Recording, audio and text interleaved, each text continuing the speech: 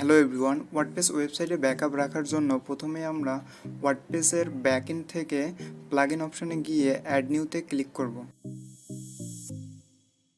এরপর সার্চ বারে লিখব Updraft plus.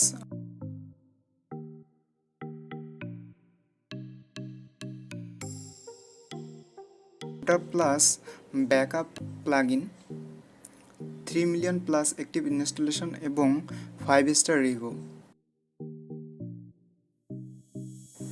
Now click install and activate. UpdraftPlus এর সেটিং অপশন এ ক্লিক করার পর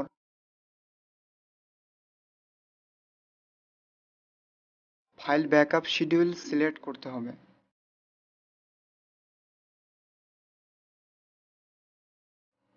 আমি প্রতি 2 আওয়ার্স পর পর ব্যাকআপ চাচ্ছি এবং ডাটাবেস ব্যাকআপ রাখলাম এভরি আওয়ার। আপনি আপনার প্রয়োজন অনুযায়ী টাইম সেট করে দিতে পারেন। আমি ব্যাকআপটা গুগল ড্রাইভে সেভ করে রাখতে চাচ্ছি, তাই গুগল ড্রাইভ সিলেক্ট করলাম। কোন কোন ফাইলগুলো ব্যাকআপ রাখবেন সেগুলো চেক করে নিতে পারেন। নিচে সেভ চেঞ্জেস বাটনে ক্লিক করলাম। Follow this link to authorize access. এখন সাইন ইন উইথ গুগল করে অ্যাকাউন্ট সিলেক্ট করে দিব।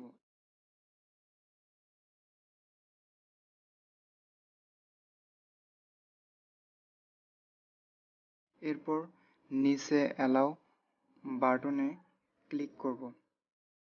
কমপ্লিট সেটআপে ক্লিক করব। এরপর ওয়েবসাইট ব্যাকআপ নিব, এজন্য ব্যাকআপ নাও তে ক্লিক করব। ব্যাকআপ স্টার্ট হচ্ছে। এখানে কোন কোন ফাইলগুলো ব্যাকআপ নিচ্ছি তা দেখাবে।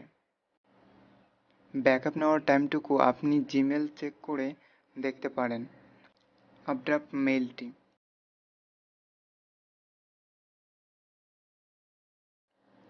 Do you recognize this activity? Yes. Yes, it was me. এখন গুগল ড্রাইভ এ আসব। এখানে আপাতত কোনো আপড্রাফট ফোল্ডার ফাইল নেই।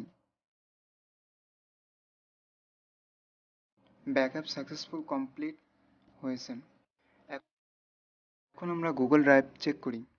এখানে আমরা প্লাস নামে একটা ফোল্ডার পেলাম। ফোল্ডারে ক্লিক করলে অনেকগুলো ফাইল দেখতে পাবো। ফোল্ডারে ক্লিক করলে এর মধ্যে আরও ফোল্ডার পাবো। এগুলো থিম, প্লাগইন, আপলোড ফোল্ডার। আর যদি রেজিস্টার কীভাবে করতে হয় জানতে চান তাহলে কমেন্ট করে জানাতে পারেন। Thanks for watching.